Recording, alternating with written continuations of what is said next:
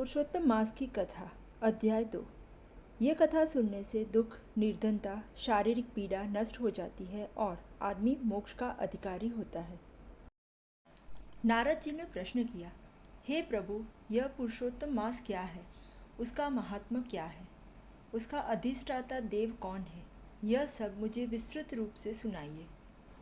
सूत पुराणी ने कहा, हे मुनियों, नारद जी का निवेदन सुनते भगवान नारायण बोले, हे नारद, पुरुषोत्तम एक पवित्र मास का नाम है।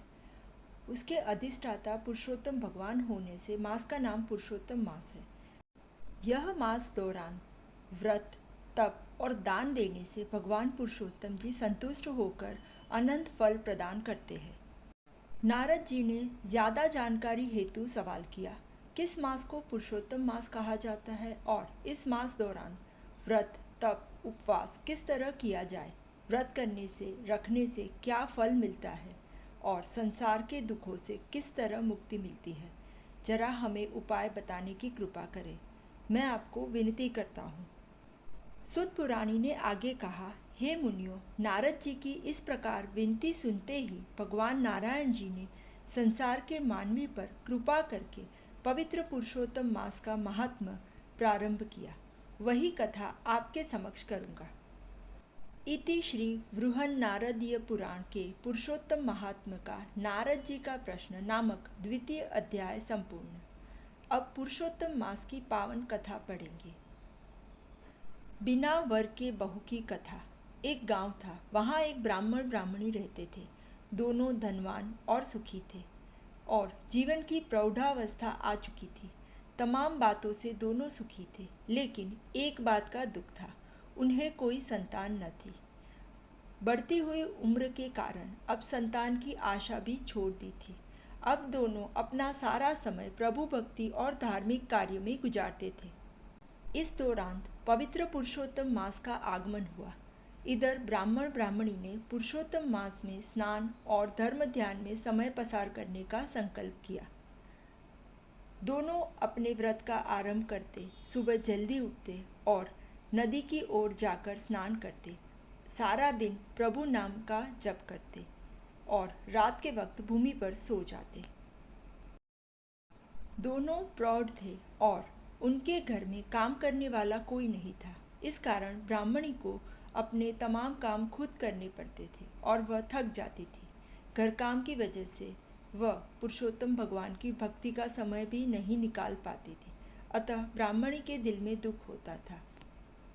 एक दिन उसे विचार हुआ कि यदि हमें कोई पुत्र होता तो उसकी बहू आती और बहू घर का सारा काम करती और हम दोनों प्रभु भजन करते।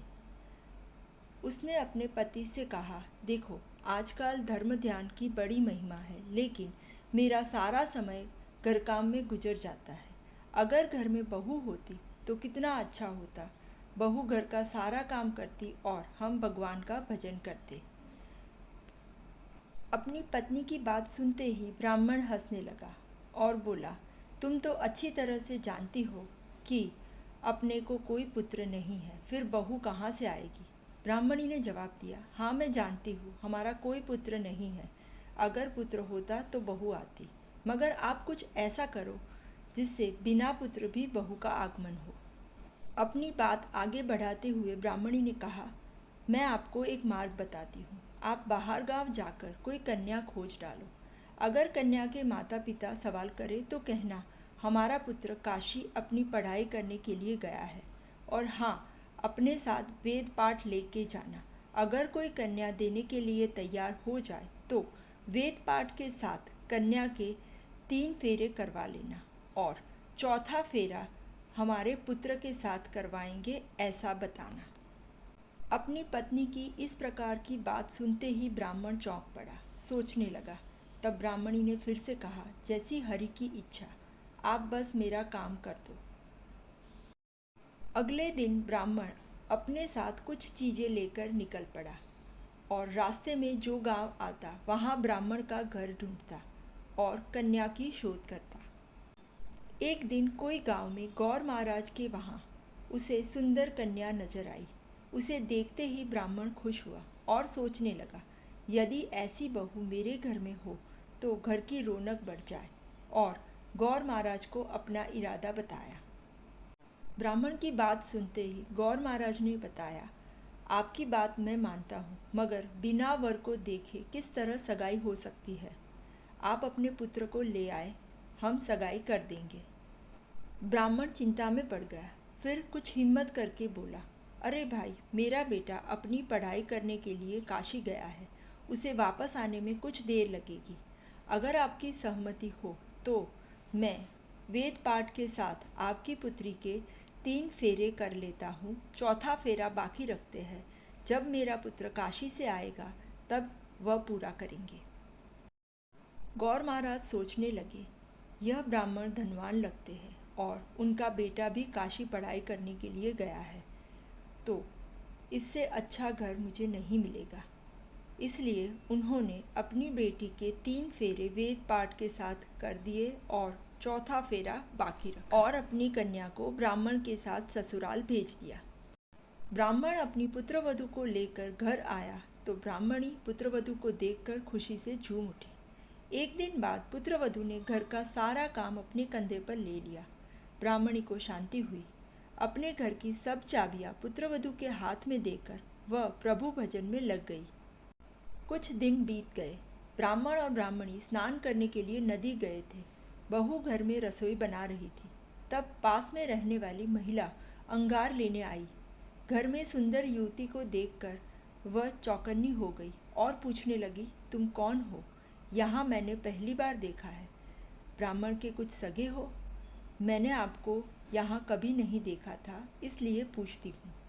बहू ने जवाब दिया, आपको शायद पता नहीं है, लेकिन मैं यहाँ की बहू हूँ। मेरे ससुर जी पोथी के साथ 3 फेरे कर मुझे यहाँ ले आए हैं। चौथा फेरा मेरे पति के साथ जब वह काशी से आएंगे तब पूरा होगा। बहू की यह बात सुनते ही पड़ोसन हंस पड़ी और कहने लगी, मेरी बहन, यह ब्राह्मण ब्राह्मणी को कोई संतान नहीं है, वे निसंतान है। पड़ोसन की बात सुनते ही बहू का कलेजा मानो टूट गया और वह रोने लगी। थोड़ी देर बाद जब सास ससुर नदी से आए और रोती हुई बहू को देखा तो उन्होंने पूछा, बेटा क्या हुआ, क्यों रो रही हो? तब बहू ने पड़ोसन से सुनी हुई बात बताई। अपनी बहू की बात सुनते ही ब्राह्मणी चौंक पड़ी। फिर भी हिम्मत से अपनी बहू के माथे पर हाथ रखते हुए उसने कहा, बेटी, हम पैसे वाले हैं, इसलिए कुछ लोग हमसे जलते हैं और इसलिए ऐसी बातें करते हैं। बिना पुत्र कोई बहू लाता है भला?